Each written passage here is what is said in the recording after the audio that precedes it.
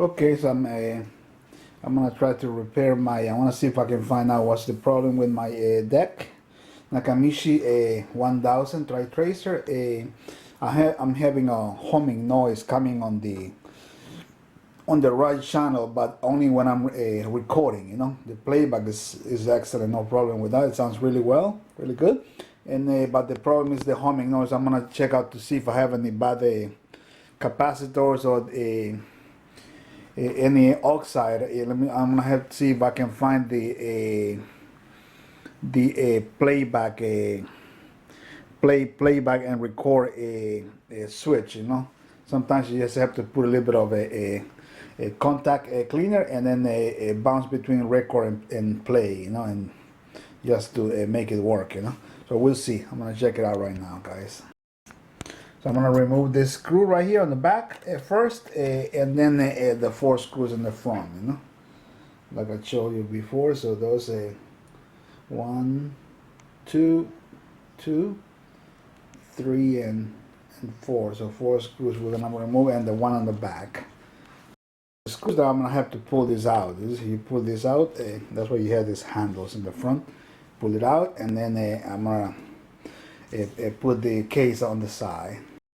Next, I'm gonna remove these 2 screws from this, and then that way I can check on these boards to make sure there's no a bad capacitor or a cold solder joint. You know, so that's the next thing I'm gonna do. Use these boards that look like they were kind of loose. You know, so I was able to put them in place, but I might spray some contact on at the base of the board, so you can see right there you have some kind of connection. So okay, let me do that now.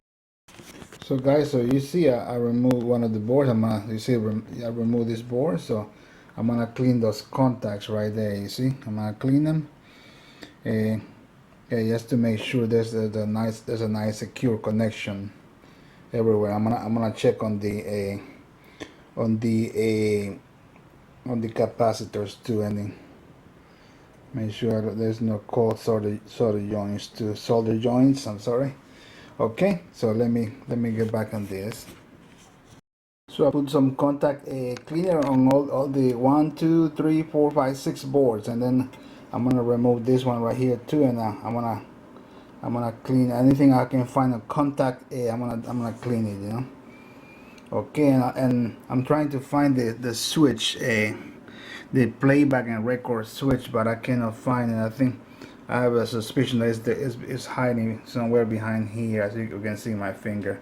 I think it's this one right here. You see, this one right there. Maybe you can see from here. Let me see my finger. Yeah, right here. I think it's this one. I'm gonna check it out. So I'm gonna clean this contact now. Okay, next step, guys, is gonna be to remove this board right here and check it. I can see I have a 1 screw right here. Let me see this. Yeah, 1 screw there, and then one more over here, and that way I can remove this board right here. So the screw is down here. You see, right there is the screw under this plate, under this plate right here. So it's right here hidden, and then the other one's down here, down there. You can see. Okay, so let's try doing this now.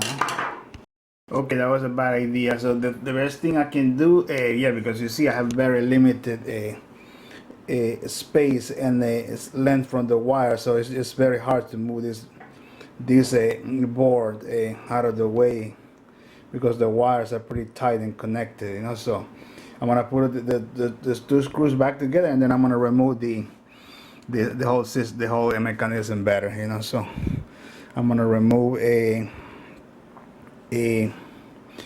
I think I can see 1, 2, and then 3 and 4. So we have 4 at the bottom. So, and that should remove the mechanism completely better, you know. And that's the best thing I can do. Okay, let me try that now. I'm gonna put back those 2 screws together inside the board.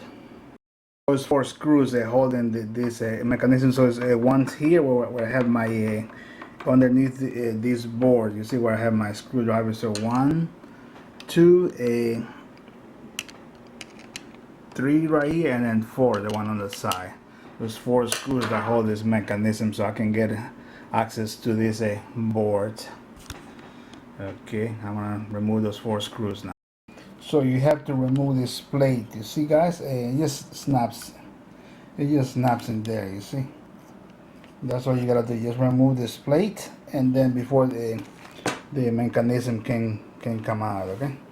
So let me try that now because it was pretty much stuck in there. So let's see if I can get it out now. So the bottom plate has to come out too. Okay. So both plates. Make sure you remove the upper one, the one that goes right here, and the lower one, so I can get the mechanism out. So I got the mechanism right there, you see, and now I can have access to this area right here. You see, I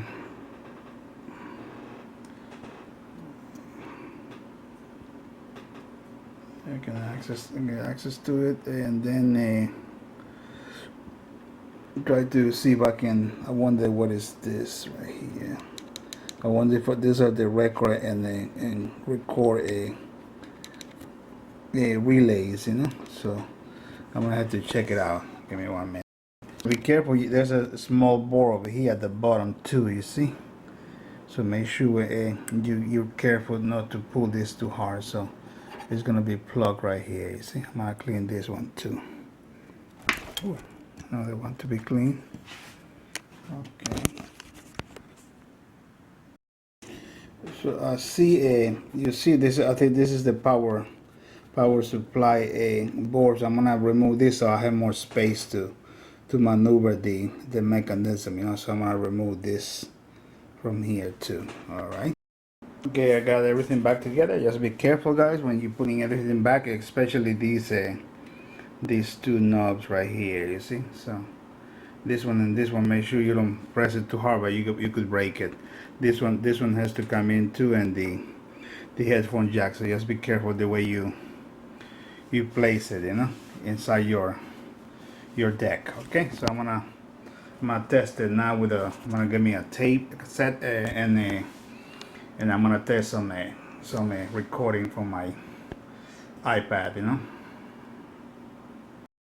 Okay, guys, so I was able to fix it up. Yes, yeah, I got it now, and it's working really well. It's recording really well on the right channel, as you can see.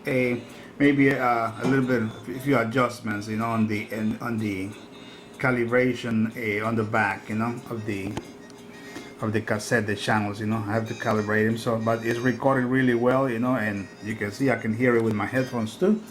And it's recording really well. So yeah, I cleaned the contacts, you know, and you can look at these boards too. You see, because they can come loose, even though you have the rail right there. You see, make sure you don't put the rail. You put the rail correctly. You see, you have a rubber strip at the bottom, so there's no connection between the